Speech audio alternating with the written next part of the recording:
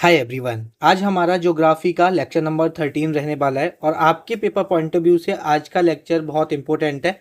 आपके previous year paper भी उठा के देखोगे तो यहाँ से भर भर के क्वेश्चन बने हैं। आज हम पढ़ेंगे अर्थ इंटीरियर के बारे में, ठीक है, जिसमें हम डिफरेंट लेयर्स के बारे में पढ़ेंगे। फिर उसके बाद प्लेट टेक्टोनिक्स के बारे में और उसकी वजह से जो अर्थक्वेक आता है उसके बारे में आज हम इस लेक्चर में कवर करेंगे। तो चलिए विदाउट एनी फर्दर डिले हम यहाँ पर अपना लेक्चर शुरू कर लेते हैं। तो सबसे पहले हम यहाँ पर पढ़ते हैं अर्थ इंटीरियर के बारे में कि जो हमारे अर्थ इंटीरियर के स्रोत हैं, अर्थ इंटीरियर के जो हमारे सोर्सेस हैं, हमें कैसे पता चलता है अपनी अर्थ इंटीरियर के बारे में। अच्छा, सबसे पहले मुझे एक बार बताओ, हम अर्थ इंटीरियर के बारे में पढ़ें, आप मुझे ये बताओ कि जो आपकी अर्थ है उसकी जो एज कैलकुलेट की जाती है कि जो आपकी अर्थ फॉर्म हुई थी, जो आपका अर्थ बनी थी आज से कितने साल पहले बनी थी, वो कौन सी टेक्नोलॉजी का यूज की करके करी जाती है, कौन सी डेटिंग होती है, तो उसे बोलते हैं सॉरी, रेडियो एक्टिव डेटिंग। ये चीज़ ध्यान रखना, रेडियो एक्टिव डेटिंग का यूज करके हम जो हमारी अर्थ है उसकी एज को कैलकुलेट करते हैं और लगभग ये माना जाता है कि 4.5 बिलियन साल की हो चुकी है आपकी अर्थ। आपकी धरती कितने साल की हो चुकी है? 4.5 बिलियन, मतलब अरब साल की आपकी पृथ्वी हो चुकी है। ठीक है, अब हम बात करते हैं अपने सोर्सेस के बारे में, जो हमारा यहाँ पर मेन टॉपिक है कि जो हमारा सोर्स है अर्थ इंटीरियर के वो क्या क्या है, हमें कैसे पता चलता है अपनी अर्थ इंटीरियर के बारे में। तो एक तो है आपका वॉल्केनो, जिसको हिंदी में ज्वालामुखी भी बोलते हैं, ज्वालामुखी। एक है आपका वॉल्केनो जिसको ज्वालामुखी बोलते हैं। एक है आपकी माइनिंग, जो हम करते हैं उससे भी हमें पता चलता है, खनन जिसे हिंदी में बोला जाता है, माइनिंग जो करते हैं। ठीक है, और यहाँ पर आपका जो डीप ओशन में ड्रिलिंग की जा रही है उससे भी पता चलता है। ठीक है, डीप ओशन ड्रिलिंग से भी बहुत सारी चीज़ों के बारे में हमें पता चलता है। डीप ओशन ड्रिलिंग लिख लो, डीप ओशन ड्रिलिंग। ठीक है, समुद्र में ड्रिलिंग की जा रही है। ठीक है, उसके बाद नेक्स्ट है आपका जो मेटेरॉइड्स होते हैं, उल्काएं पिंड होते हैं, उनसे भी हमें पता चलता है। मेटोइड्स स्पेलिंग METEORS, उल्काएं लिख लो। ठीक है, और हमारा सीस्मिक वेव से भी हमें पता चलता है, सीस्मिक वेव। अभी ये सारी चीज़ें आपको आने वाले टाइम में समझ में आ रही होंगी। ठीक है, सीस्मिक वेव्स जो कि अर्थक्वेक लेके आती हैं, भूकंपीय तरंगें। ठीक है, हिंदी में इसे क्या बोला जाता है? भूकंपीय तरंगें। तो ये सोर्सेस हैं जिसके थ्रू हमें अर्थ के इंटीरियर के बारे में पता चलता है। तो इन सोर्सेस से हमें अर्थ के इंटीरियर के बारे में क्या पता चलता है? तो देखो, आप इधर इमेज में देखो कि आपका ये जैसे ये सरफेस है, यहाँ पर लैंड है, कहीं हिमालय है, माउंटेन्स हैं आपके। ठीक है, और मैक्सिमम एरिया में आप देखोगे तो क्या है, आपका पानी है। तो सरफेस पे आपको ये सारी चीज़ें यहाँ पे देखने को मिलेंगी। तो इसके नीचे जो आपकी पहली ये वाली जो लेयर है ना, पहली ये जो लेयर है, इसको हम बोलते हैं क्रस्ट। ये चीज़ ध्यान रखना। इसके बाद जो आपकी ये वाली दूसरी लेयर है इसको बोला जाता है मेंटल, और इसके नीचे है ये आपकी कोर, और कोर के ये जो अपर पार्ट है इसे अपर आउटर कोर बोलते हैं, और ये जो आपका नीचे वाला पार्ट है इसको इनर कोर बोला जाता है, आंतरिक कोर बोला जाता है। ये चीज़ आपको यहाँ पे पता होनी चाहिए। तो देखो, यहाँ पर आपको एक चीज़ समझनी है, ये आपका जस्ट वेट अ सेकेंड, एक बार एक देखो, ये आपका जो ऊपर वाला पार्ट है ना, ये अगर आप ये वाला पार्ट देखोगे यहाँ से लेके यहाँ तक, ये है आपका क्रस्ट। और उसके नीचे ये अगर ये मेंटल का अगर मैं थोड़ा सा ऊपर वाला पार्ट ले लूँ, ठीक है, तो अपर पार्ट, अब बेसिकली ये सॉलिड पार्ट है, सॉलिड पार्ट ले लूँ मैं मेंटल का। एक सेकंड मैं यहाँ पे लिखता हूँ, अगर मैं क्रस्ट ले लूँ पूरी और अपर सॉलिड पार्ट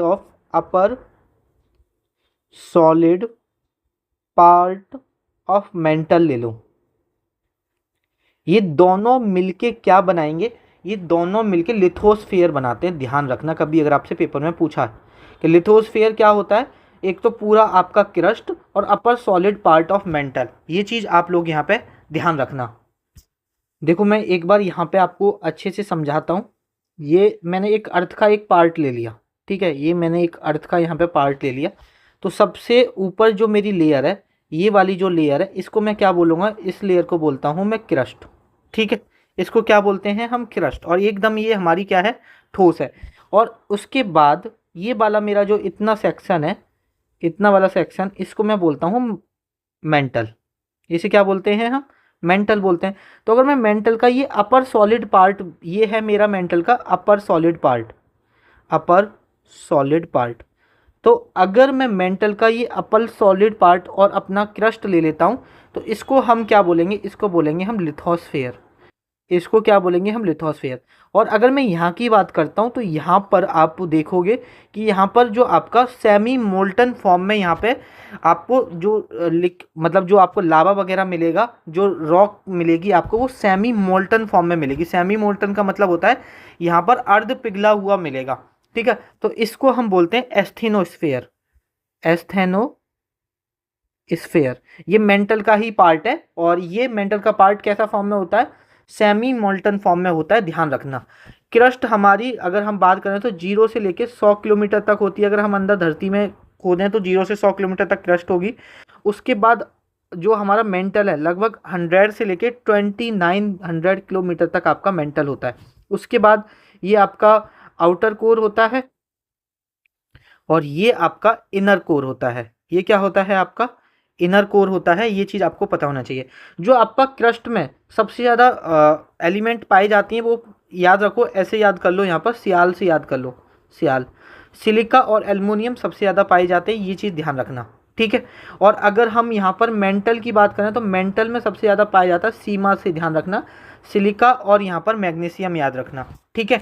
और अगर आपका यहाँ कोर की बात की जाए, ठीक है, तो यहाँ पर कोर में पाए जाते हैं नाइफ, निकिल और आयरन, ठीक है, फेरस। ये चीज़ आपको यहाँ पे पता होनी चाहिए। और यहाँ पर एक और चीज़ ध्यान रखना कि जो आपकी ये क्रस्ट है, ये किससे बनी हुई है, ये बेसिकली रॉक से ही बनी हुई है। लेकिन कौन सी रॉक से बनी हुई है, पेपर में पूछा जाता है। तो ये ग्रेनाइट रॉक से बनी हुई है, ये चीज़ ध्यान रखना। जो अर्थ की क्रस्ट है, ये किससे बनी हुई है, ग्रेनाइट रॉक से। और देखो इसमें भी एक मतलब अगर और डेप्थ में जाएं, कि ये आपकी ये वाली जहाँ पर आपको लैंड देखने को मिलेगी, माउंटेन्स देखने को मिलेंगे, ये वाली जो क्रस्ट है यहाँ पर, ये तो बनी हुई है आपकी ग्रेनाइट रॉक से, जो मैंने बताई। लेकिन ये ओशन वाली, ओशन के नीचे जो क्रस्ट है, ये बनी हुई है आपकी बेसाल्टिक रॉक से। कभी अगर इतना भी पेपर में पूछ ले, बेसाल्टिक रॉक से। ये चीज़ आपको यहाँ पर क्लियर हो गई होगी, ठीक है। तो हमारी अर्थ की जो सबसे ऊपरी सतह होती है, जो सरफेस के नीचे सतह होती है हमारी, उसको हम क्रस्ट बोलते हैं, ठीक है। उससे नीचे हमारा मोल्टन फॉर्म में होता है, तो जो सबसे सॉलिड पार्ट होता है, ठीक है, उसको और क्रस्ट को मिला के लिथोस्फेयर बोलेंगे। और जो सेमी मोल्टन फॉर्मेट में होता है, उसको एस्थेनोस्फेयर बोलेंगे। और जो लिक्विड फॉर्म में बचा, उसको हम पूरे को क्या बोलते हैं, हम मेंटल बोलते हैं। फिर उसके बाद ये हमारा कोर होता है, ये ऊपर वाला हमारा आउटर कोर हो जाएगा, ये हमारा इनर कोर हो जाएगा। ये चीज़ आपको पता होना चाहिए। जो क्रस्ट में जो क्रस्ट में सबसे ज़्यादा पाया जाता है हमारा, वो पाया जाता है यहाँ पर सियाल से याद रखना, सिलिका और एल्युमिनियम। और मेंटल में जो सबसे ज़्यादा पाया जाता है, वो सीमा से याद रखना, सिलिका और मैग्नीशियम। और यहाँ पर आउटर कोर में जो सबसे ज़्यादा पाया जाता है, कोर या आउटर कोर में, वो है नाइफ। ऐसे नाइफ से याद रखना, निकिल और फेरस, ठीक है। अब यहाँ पर हम बात कर लेते हैं, एक सेकंड, ठीक है। ये जो हमारी अर्थ क्रस्ट है, ठीक है, सबसे ज़्यादा पेपर में अर्थ क्रस्ट से सवाल बनेगा, मिनरल कंपोजिशन से जो बनेगा। तो इधर ही मैं बताता हूँ, जो आपकी ये जो आपकी अर्थ क्रस्ट देख रहे हो ना, जो मैंने आपको ये क्रस्ट बताई है, इसमें मिनरल कंपोजिशन पूछ लेता है कि कितना कौन सा मिनरल है, ठीक है, वो आपको पता होना चाहिए। तो अगर हम मिनरल कंपोजिशन की बात करें यहाँ पर, तो देखो ऑक्सीजन जो होता है आपका, इसमें ऑक्सीजन लगभग 46% होता है। और सिलिकॉन लगभग 28.2% होता है। एल्यूमिनियम एल्यूमिनियम लगभग आपका एल्यूमिनियम होता है 8.32%। और देखो ये तो गैसेस हैं, तो ये हमारा जो एलिमेंट कौन सा बचा हमारा, ये बचा मेटल जो बचा हमारा एल्यूमिनियम। तो मोस्ट अबंडेंट मेटल है अर्थ क्रस्ट में, ध्यान रखना, most abundant metal in earth crust ये चीज आपको यहाँ पे पता होना चाहिए। एल्युमिनियम हिंदी वाले लिख लो कि प्रचुर मात्रा में, सबसे ज्यादा मात्रा में जो धातु पाई जाती है अर्थ क्रस्ट में, वो कौन सा है? एल्युमिनियम। ऑक्सीजन सिलिकॉन को हिंदी में सेम ही कहते हैं, ये चीज आपको यहाँ पे पता होना चाहिए। आयरन इसमें भी पाया जाता है, आयरन लगभग 5.63% पाया जाता है, ठीक है, आफ्टर द एल्युमिनियम, ये चीज ध्यान रखना। और देखो, अगर आपसे, जैसे मैंने आपको क्या बताया, सबसे ऊपर की लेयर क्या है? हमारी क्रस्ट है, उसके नीचे क्या है? हमारी मेंटल है, और उसके नीचे क्या है? हमारी कोर है। तो देखो, अगर मैं यहाँ पर बात करता हूँ सबसे ज़्यादा मास किसका है, तो अगर मैं क्रस्ट के मास की बात करूँ तो लगभग 1% मास है ओवरऑल, अगर मैं मास की बात करता हूँ। और ये वॉल्यूम कितना ले रहा है? आयतन कितना ले रहा है? ये 1% ही आयतन ये घेरता है। उसके बाद मेंटल की बात करूँ, लगभग 68% इसका मास है और 84% इसका वॉल्यूम है। तो सबसे ज़्यादा आपको मेंटल ही यहाँ पर देखने को मिलेगा। और अगर कोर की बात करता हूँ तो 31% इसका यहाँ पर मास है, और अगर मैं वॉल्यूम की बात करता हूँ तो लगभग 15% इसका वॉल्यूम है। ये चीज़ आपको यहाँ पे पता होनी चाहिए, ठीक है। तो ये हमने थोड़ा सा बात की किसके बारे में? अपना यहाँ पर मिनरल कंपोजिशन के बारे में, अर्थ क्रस्ट का, ठीक है। मेंटल वगैरह के बारे में आपको ज़्यादा और इतना जानकारी रखने की ज़रूरत नहीं है। अब यहाँ पर हम बात करते हैं डिसकंटिन्यूटी की। अनिरंतरता बोलते हैं इसको हिंदी में, एक बार देख लेना, ठीक है। डिसकंटिन्यूटी ही पढ़ लो, कोई दिक्कत नहीं है। अब देखो, यहाँ पर मैंने आपको क्या बताया था, डिसकंटिन्यूटी से कैसे सवाल आते हैं वो अभी मैं बताऊंगा आपको। लेकिन मैंने आपको देखो यहाँ पे क्या बताया है कि ये आपका यहाँ पर लिथोस्फीयर किस किस को मिला के बोलेंगे? लिथोस्फीयर क्रस्ट और अपर पार्ट ऑफ मेंटल को मिला के बोलते हैं, ये चीज़ मैंने अभी आपको बताई है। तो देखो, आपका जो डिसकंटिन्यूटी होती है, एक होती है कॉनराड डिसकंटिन्यूटी। अब आपसे पेपर में कैसे सवाल बनेगा कि जो कॉनराड डिसकंटिन्यूटी है, डिसकंटिन्यूटी आप ऐसे समझो कि आप जैसे जा रहे हो, जैसे आप इस सरफेस पे ऐसे नीचे जा रहे हो, तो आपको एक एक पॉइंट के बाद कुछ अलग डिफरेंस देखने को मिला, थोड़ा सा डिफरेंस देखने को मिला, तो वहाँ पर आपने एक नाम दे दिया कि भाई यहाँ से डिसकंटिन्यूटी देखने को मिल रही है, कुछ अलग देखने को मिल रहा है। फिर और अंदर गए, फिर यहाँ पर और इसके नीचे जाओगे खोदते हुए तो कुछ और दिखेगा, तो यहाँ से आपको चेंजेस देखने को मिले, तो इसको अलग एक डिसकंटिन्यूटी का नाम दे दिया। तो वही हम देखने वाले हैं। तो यहाँ पर जो कॉनराड डिसकंटिन्यूटी है, पहली, सबसे पहली कौन सी है? Conrad discontinuity, dis continuity. एक बार मैं आपको इधर फिगर बना के बता देता हूँ, ठीक है, उसमें थोड़ा सा कन्फ्यूजन हो रहा होगा आपको। ऐसे मैंने फिगर बना लिया, ठीक है। अब यहाँ पर मैंने फिगर बनाया, यहाँ पर मेरा क्या है? मेरा सबसे पहले क्या होगा आप बताओ? ये क्या है? क्रस्ट है। क्रस्ट के बाद मेरा क्या होना चाहिए? मेंटल होना चाहिए। ये क्या है? मेंटल है। ये क्या है मेरा यहाँ पर? मेंटल के बाद ये मेरी कोर है। अब मैंने क्या करा यहाँ पर, जस्ट वेट अ सेकंड, के क्रस्ट को मैंने दो पार्ट में डिवाइड कर लिया। एक हो गया मेरा अपर क्रस्ट, एक हो गया मेरा लोअर क्रस्ट, ठीक है। ऐसे ही मेंटल को मैंने यहां पर दो पार्ट में डिवाइड कर लिया। एक हो गया मेरा अपर मेंटल, एक हो गया मेरा यहां पर लोअर मेंटल। ऐसे ही मैंने यहां पर कोर को दो पार्ट में डिवाइड कर लिया। एक हो गया मेरा अपर कोर या आउटर कोर, अपर कोर ही लिख लेते हैं, इसको बोल दिया मैंने लोअर कोर। अब देखो यहाँ पर आपको समझ में आएगा कि जो आपका यहाँ पर एक पेन चेंज करते हैं, यहाँ पर एक आपकी डिसकंटिन्यूटी होगी। यहाँ पर आप आ रहे थे, यहाँ पर आपको कुछ अलग देखने को मिलेगा। तो इस डिसकंटिन्यूटी को यहाँ पर हमने नाम दिया कॉनराड डिसकंटिन्यूटी, कॉनराड, ठीक है। डिसकंटिन्यूटी नहीं लिखूंगा मैं, वो समझ जाना। यहाँ पर क्या है? हमारा कॉनराड है, ठीक है। तो कॉनराड किस किस को डिवाइड करता है? अपर क्रस्ट को लोअर क्रस्ट से डिवाइड करता है, ये ध्यान रखना। कॉनराड के बाद एक यहाँ पर होगी मोहोज, नाम दिया हमने इसको मोहोज, ठीक है। ये किसको डिवाइड कर रहा है? लोअर क्रस्ट को अपर मेंटल से अलग कर रहा है, ये चीज़ पता होना चाहिए। उसके बाद हमारा कौन सा हो गया? कॉनराड हो गया, मोहर हो गया। उसके बाद है आपका कॉनराड हो गया, मोहर हो गया। एक होता है रेपेटी, रेपेटी, ये इधर है क्या? इधर हाँ ये वाला है, ठीक है, रेपेटी। ये रेपेटी क्या करता है? ये रेपेटी यहाँ पर अपर मेंटल को किससे अलग करेगा? लोअर मेंटल से अलग करेगा, ये चीज़ पता होना चाहिए। उसके बाद रेपेटी के बाद होता है एक गुटनबर्ग, गटनबर्ग, जी, जस्ट बेटा सेकेंड, GUTTEN, गटनबर्ग। ये किस किस को अलग करता है? ये लोअर मेंटल को अपर कोर से अलग करता है, ये पता होना चाहिए। उसके बाद है लेहमैन, उसके बाद है लेहमैन। ये किसको डिवाइड करता है? अपर कोर को लोअर कोर से अलग करता है, ये चीज़ पता होना चाहिए, ठीक है। अब यहाँ पर आप इसको याद कैसे कर सकते हो, जैसे ऐसे याद करो कि एक सीएम है, एक सीएम है, एक सीएम है, वो रिपीटेडली क्या है, सीएम बन रहा है, रिपीटेडली, मतलब बार बार रिपीटेडली यहाँ पर क्या बन रहा है, सीएम बन रहा है, रिपीटेडली सीएम बन रहा है। और वो सीएम क्या है, यहाँ पर गुटखा खाता है, सीएम क्या है, यहाँ पर गुटखा खाता है, पता नहीं फिर भी मैन कैसे, मतलब इंसान मेन कैसे उसको वोट दे देते हैं। तो बस ऐसे याद रख लो ना कि सबसे पहले अपर क्रस्ट, फिर लोअर क्रस्ट, फिर अपर मेंटल, फिर लोअर मेंटल, फिर अपर कोर, फिर लोअर कोर। ये याद रखने को तो कोई बड़ी बात नहीं है। तो सबसे पहला सी से कॉनराड, मतलब अपर क्रस्ट को लोअर क्रस्ट से अलग करेगा। मोहोज मतलब अपर क्रस्ट को अपर मेंटल से अलग करेगा, लोअर क्रस्ट को अपर मेंटल से, ठीक है। रिपीटेडली से रेपेटी, मतलब अपर मेंटल को लोअर मेंटल से अलग करेगा। जी से गुटनबर्ग, गुटनबर्ग यहाँ पर लोअर मेंटल को अपर कोर से अलग करेगा। अगर आपके दिमाग में ये इमेज आ गई एग्जाम में, और अगर आपको ये ट्रिक याद रही, तो आप आराम से लगा आओगे। अगर उसमें पेपर में पूछा कि कौन सी डिसकंटिन्यूटी किसको दो पार्ट को अलग करती है, तो ये चीज़ आप आराम से कराओगे। उसके लिए आपको यहाँ पर ये फिगर याद होनी चाहिए। और ये फिगर में बहुत बड़ी बात नहीं है, बस क्रस्ट, मेंटल और कोर, फिर उसको upper crust, lower crust, upper mantle, lower mantle, upper core, lower core, ऐसे डिवाइड करना है। बहुत बड़ी बात नहीं है, और बहुत बड़ी चीज़ नहीं है इसको समझने में, ठीक है। तो इतनी चीज़ आपको समझ में आनी चाहिए। डिसकंटिन्यूटी से सवाल आते हैं, इसीलिए मैं यहाँ पे पढ़ा रहा हूँ। अब यहाँ पर हम आगे पढ़ते हैं, ठीक है। थोड़ा सा अब हम पढ़ेंगे लिथोस्फीयर प्लेट्स के बारे में। तो देखो मैंने आपको क्या चीज़ें पढ़ाई हैं, जस्ट वेट अ सेकेंड। मैंने आपको अर्थ इस तरह से समझाई थी, जस्ट एक सेकेंड।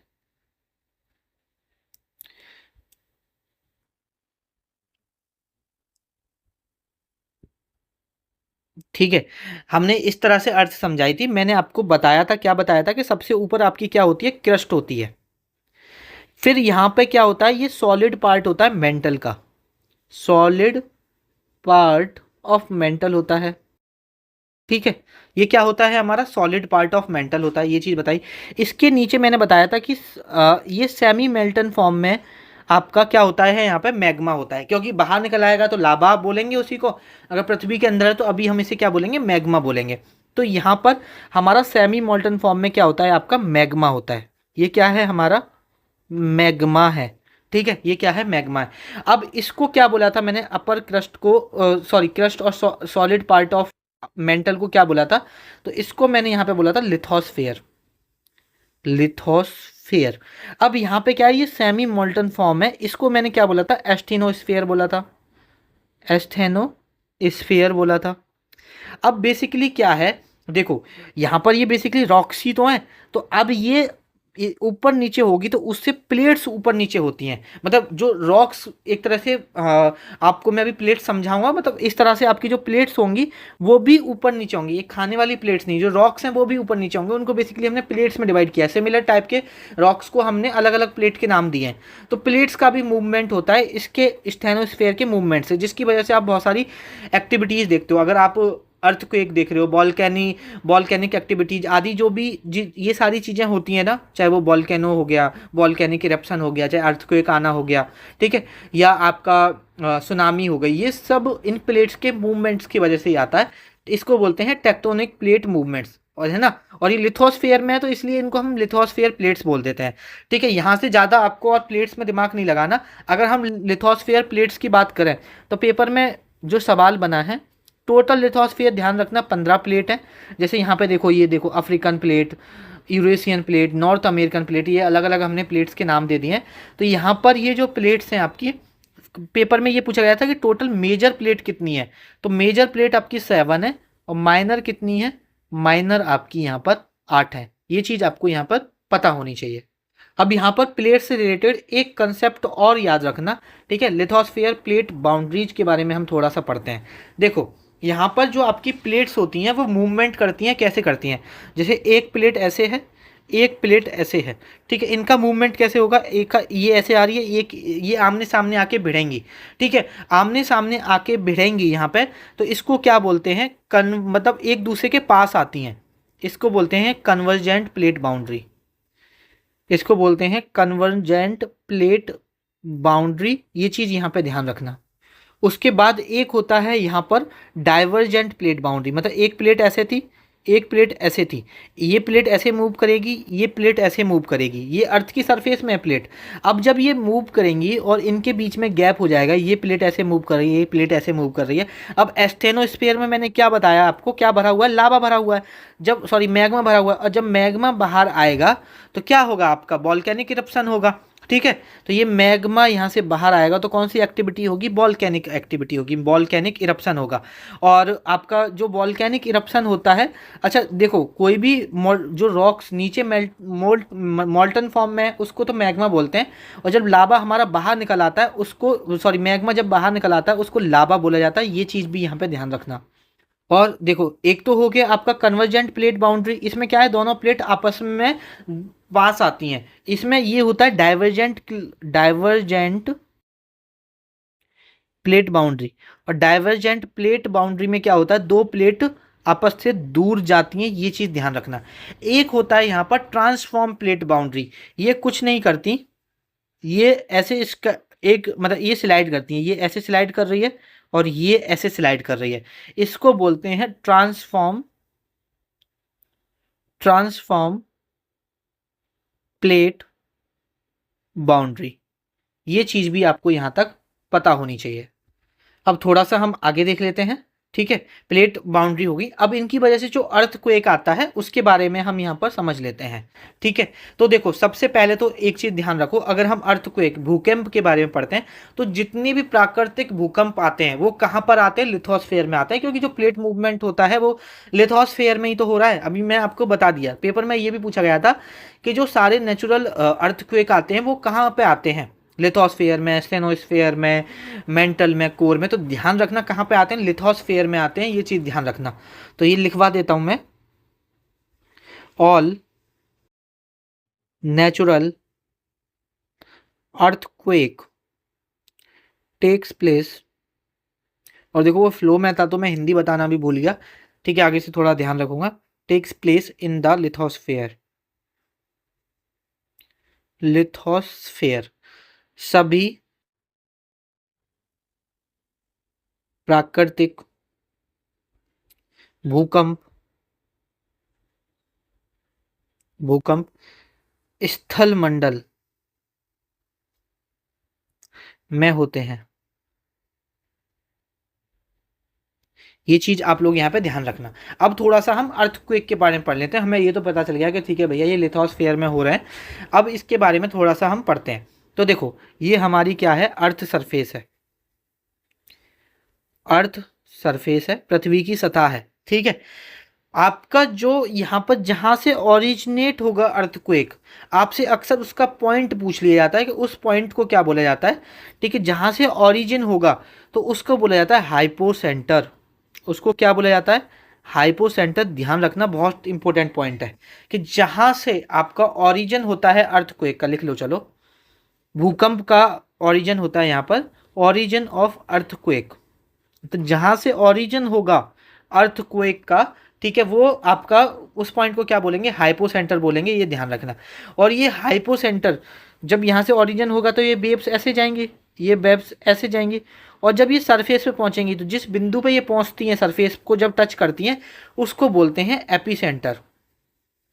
उसको क्या बोलते हैं, एपीसेंटर। ये चीज़ ध्यान रखना, एपीसेंटर वो होता है जहाँ पर आपकी जो वेव्स होती हैं जब अर्थ सरफेस को मिलती हैं, उसको एपीसेंटर बोला जाता है। और एक और चीज़, जैसे यहाँ पे ओरिजिनेट हुआ, सपोज यहाँ पर आपको वेव्स देखने को मिली नहीं, तो इसको बोला जाता है शैडो जोन। शैडो जोन, तो जहाँ पर अर्थक्वेक जो वेव्स हैं वो ऑब्जर्व ही नहीं होती, उसको क्या बोला जाता है, शैडो जोन बोला जाता है। ये चीज़ आपको यहाँ पे पता होनी चाहिए। ठीक है, और आपको यहाँ पर देखो और आपको क्या पता होना चाहिए, जो आपकी ये वेव्स प्रोड्यूस होती हैं ना, इनको सीस्मिक वेव भी बोल सकते हो। जितने भी आपकी चीज़ें हो रही हैं वो सीस्मिक वेव से होती हैं। ठीक है, तो यहाँ पर जो सीस्मिक वेव हैं ये उत्पन्न कैसे होती हैं, तो ये चीज़ें आपको पता होनी चाहिए। अभी हम टेक्टोनिक प्लेट्स के बारे में पढ़ के आ रहे हैं। तो जो सीस्मिक वेव या जो वाइब्रेशन उत्पन्न होता है वो किसकी वजह से होता है, यहाँ पर आपका जो टेक्टोनिक प्लेट का मूवमेंट होता है उसकी वजह से होता है। अभी हम वही प्लेट का मूवमेंट यहाँ पे पढ़ के आ रहे हैं। ठीक है, और देखो आपको और क्या पता होना चाहिए यहाँ पर, और देखो एक और चीज़ ध्यान रखो, जैसे एक बार किसी फॉल्ट लाइन, जैसे ये हमारी फॉल्ट लाइन है, इसको क्या बोलेंगे हम, फॉल्ट लाइन। सपोज एक बार अर्थक्वेक आ गया और फिर वापस से मतलब अर्थक्वेक आया और वो शांत हो गया, लेकिन फिर वापस से पॉसिबिलिटी है कि वापस से अर्थक्वेक आ सकता है।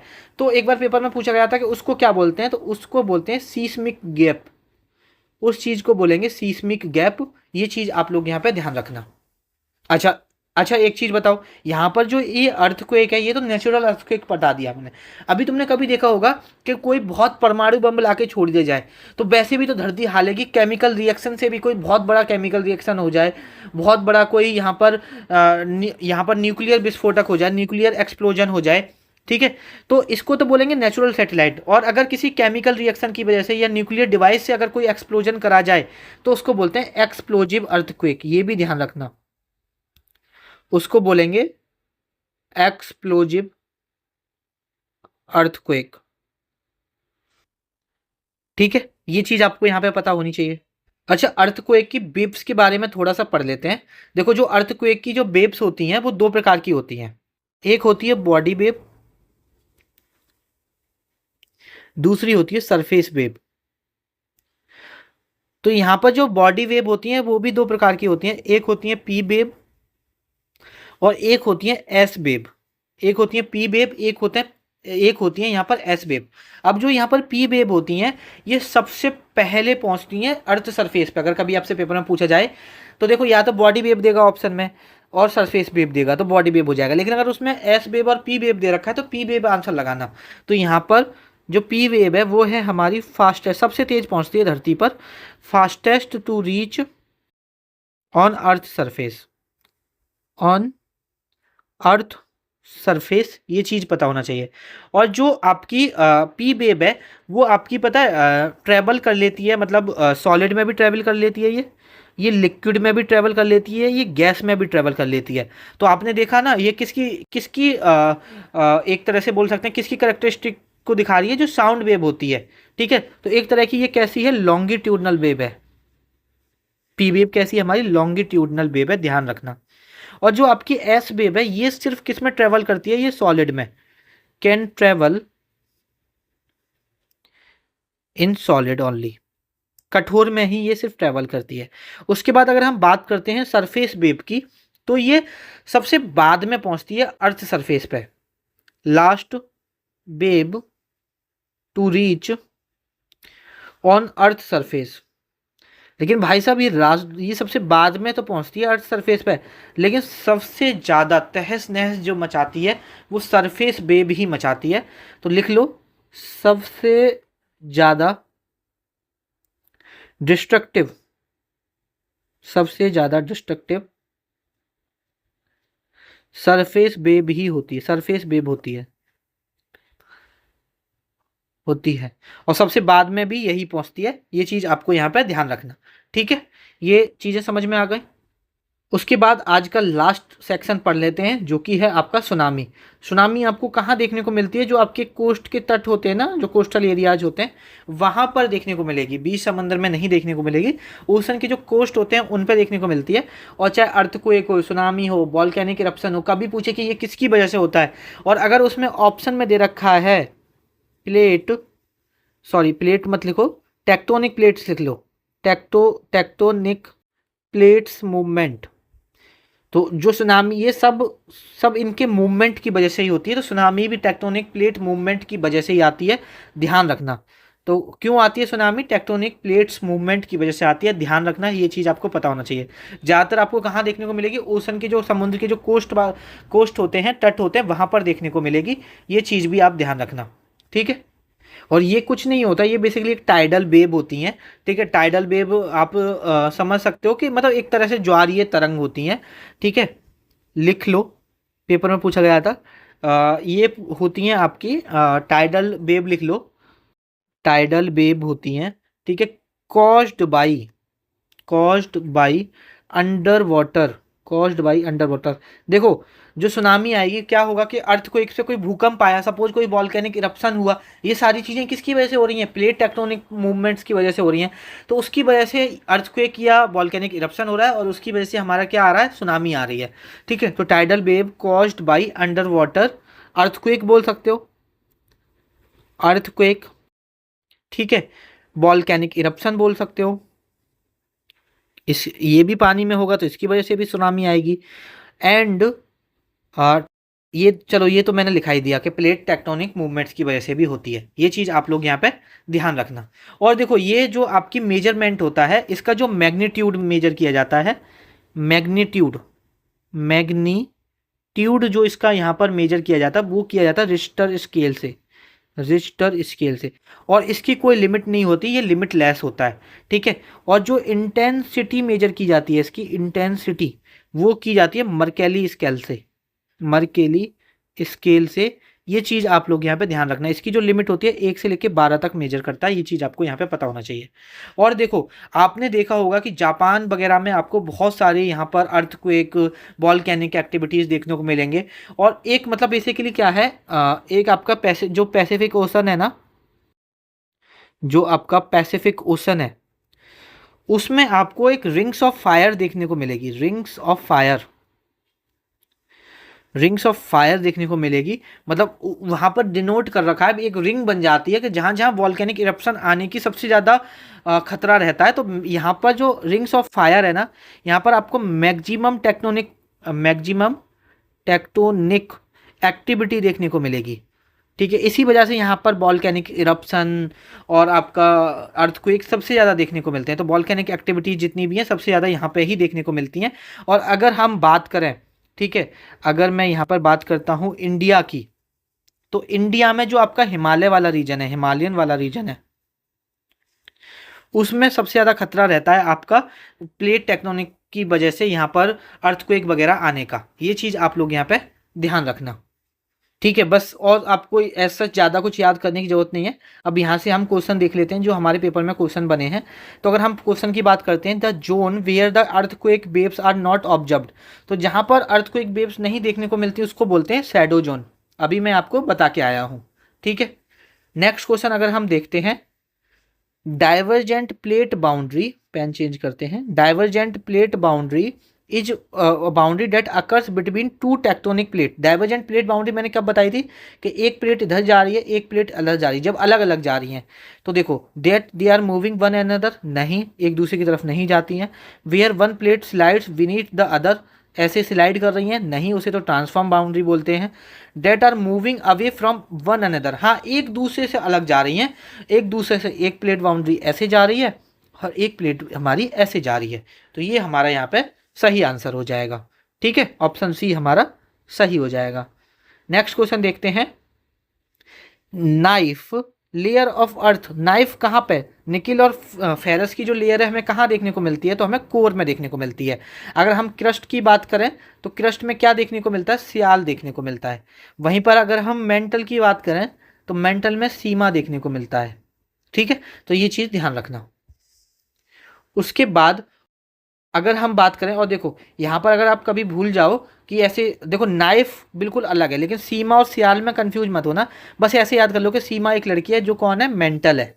जस्ट ट्रिक के लिए बता रहा हूँ। तो सियाल ऑटोमेटिकली आपका उसका हो जाएगा और नाइफ तो बिल्कुल अलग ही है, तो वो तो आपको याद होना ही चाहिए, ठीक है। नेक्स्ट क्वेश्चन है हमारा, why will a person weigh more at the north और साउथ पोल। तो ये मैं अभी इससे जो लास्ट वाला लेक्चर कराया है मैंने, जब मैंने आपको पोल्स वगैरह के बारे में पढ़ाया था तब मैंने आपको सारी चीज़ें बताई थी, तो ये क्वेश्चन रिपीट हो गया है, ठीक है, इसे हम देख चुके हैं ऑलरेडी। नेक्स्ट क्वेश्चन अगर हम देखते हैं, वाइब्रेशन और वेव्स, जो वाइब्रेशन और वेव हमारी sudden movement of tectonic plates की वजह से होती हैं विद इन द अर्थ, हमारी पृथ्वी के अंदर, date can travel through and around the earth. जो हमारी वेव्स या वाइब्रेशन यहाँ पर टेक्टोनिक प्लेट मूवमेंट की वजह से अर्थ में ट्रेवल करती हैं उनको क्या बोलते हैं, तो मैं अभी बता के आया हूँ उसको क्या बोलते हैं, सीस्मिक वेव, यहाँ पर भूकंपीय तरंगे यहाँ पर बोला जाता है, ठीक है। तो ये तो बहुत आसान आसान क्वेश्चन है यहाँ से। और देखो बहुत सारे क्वेश्चन आए हैं यहाँ पर, a section of an active fault that has produced earthquake in the past, but it now quiet and is believed that the fault segment is capable of producing earthquake on some other basis is known as। तो उसको मैंने क्या बोला था, seismic gap बताया था। तो seismic gap हमारा यहाँ पर भूकंपीय अंतराल, एक बार आ चुका है, फिर अगर वापस नहीं आया और फिर फ्यूचर में आने की पॉसिबिलिटी हो तो उसे क्या बोलेंगे, अंतराल ही तो बोलेंगे, इंटरवल ही तो बोलेंगे, भूकंपीय गैप बोलेंगे, ठीक है, सीस्मिक गैप बोलेंगे उसे। नेक्स्ट क्वेश्चन है हमारा, large tidal wave caused by under water earthquake और volcanic eruption are known as. तो जो टाइडल वेव कॉज होती हैं अर्थक्वेक और वॉल्केनिक इरप्शन की वजह से, उसे क्या बोलते हैं हम? सुनामी यहाँ पर बोला जाता है। नेक्स्ट अगर हम देखते हैं, the earthquake that are generated due to explosion of chemicals and nuclear device, तो उसको क्या बोलते हैं? विस्फोट भूकंप बोला जाता है, एक्सप्लोजन अर्थक्वेक यहाँ पर बोला जाता है। और जो नेचुरली आते हैं लिथोस्फेयर वाले में प्लेट मूवमेंट की वजह से, उनको नेचुरल बोला जाता है। ठीक है, नेक्स्ट है हमारा, all natural earthquakes takes place in the, जो हमारे सारे नेचुरल अर्थक्वेक्स हैं वो कहाँ पर आते हैं? लिथोस्फेयर में आते हैं, क्योंकि सारी प्लेट्स हमें कहाँ देखने को मिलती हैं? लिथोस्फेयर में। उससे नीचे तो मोल्टन फॉर्म में है ना, एस्थेनोस्फेयर है हमारा। ठीक है, तो ये चीज़ आप लोग यहाँ पे ध्यान रखना। उसके बाद अगर हम नेक्स्ट क्वेश्चन देखते हैं, tsunami is a natural disaster that originate from the ocean. जो आपकी सुनामी है वो नेचुरल डिजास्टर है, ओशन से यहाँ पर ओरिजिनेट होती है। The cause of the tsunami in the ocean, जो सुनामी का कारण है ओशन में वो क्या है? The presence of excessive carbon dioxide, नहीं। The accumulation of high amount of radioactive pollutant in the ocean, बिल्कुल नहीं। The alarming increasing amount of acid in water, नहीं। The movement of tectonic plates under the ocean, ये हमारा एकदम सही हो जाएगा। तो ये तो देखो हमने तीन बिल्कुल कहीं डिस्कस ही नहीं किए, तो ऐसा तो होगा ही नहीं। तो ये बिल्कुल आराम से आंख बंद करके आप यहाँ पे कर सकते हो। तो ये टोटल 10-11 सवाल हैं जो आपके पेपर में पूछे गए हैं। तो काफ़ी इंपॉर्टेंट टॉपिक है यहाँ पर प्लेट टेक्टोनिक्स। उससे पहले अगर आप अर्थ इंटीरियर समझोगे तभी आपको सारी चीज़ें यहाँ पर समझ में आएंगी। तो कुछ ऐसा बड़ा नहीं है समझने को, अगर एक बार अच्छे से पढ़ लोगे तो सारी चीज़ें यहाँ पर क्लियर हो जाएंगी। इसी के साथ हमारा आज का छोटा सा लेक्चर, इंपॉर्टेंट लेक्चर, छोटा सा बट इंपॉर्टेंट लेक्चर खत्म होता है। थैंक यू आप सभी का, आपने यहाँ तक लेक्चर देखा। बाद बाकी का अगर आप पीडीएफ ग्रुप ज्वाइन करना चाहते हो तो एक हमारा पीडीएफ ग्रुप है 299 जिसकी प्राइस है। बाद बाकी का मैं आपको हर लेक्चर में डिटेल बताता हूँ इसमें क्या क्या है। ठीक है, वो हम नहीं बताएंगे इस लेक्चर में। और अगर पीडीएफ ग्रुप में ज्वाइन होना है तो आप इस नंबर पर मैसेज करिए कि भैया मुझे पीडीएफ ग्रुप में ज्वाइन होना है। आपको एक QR कोड शेयर किया जाएगा, उस पर अगर आप 299 पे करके स्क्रीनशॉट भेजोगे तो विदिन 24 आवर्स आपको ग्रुप में ऐड कर दिया जाएगा। चलो बता देता हूँ आपको क्या क्या मिलेगा ग्रुप में। कंप्लीट स्टैटिक जीके के जो लेक्चर्स हम कर चुके हैं ऑलरेडी, उसकी एक जगह कंपाइलेशन मिल जाएगी डिजिटल फॉर्मेट में, हिंदी में अलग, इंग्लिश में अलग। साथ में ही ऐसे ही हिस्ट्री की, पॉलिटी की, अभी हम ज्योग्राफी कर रहे हैं तो ज्योग्राफी की लेक्चर वाइज प्रोड्यूस कर दे रहे हैं आपको। साथ में आने वाले टाइम में हम इकोनॉमिक्स भी देने वाले हैं, साइंस भी देने वाले हैं, करंट अफेयर भी देने वाले हैं। तो चलिए इस लेक्चर को यहीं पर ख़त्म करते हैं, आपसे मुलाकात होगी नेक्स्ट लेक्चर में।